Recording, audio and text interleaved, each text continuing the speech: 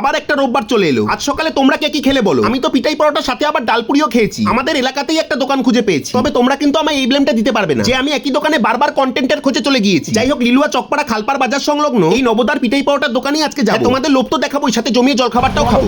মানে নবদার পিঠাই পাওয়াটা বললেই হবে। কদিনের দোকান তোমার, মানে কতদিন হয়েছে? 2 বছর হয়েছে। আর সকালে কি পিঠাই পাওয়াটা ছাড়া আর কি?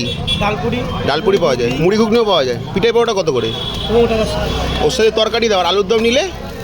আলাদা আলাদা কত করে? 5 টাকা 10 টাকা, তুমি যা বলবে। আচ্ছা আচ্ছা। ডালপুরি কত করে? 5 টাকা। 5 টাকা পিস।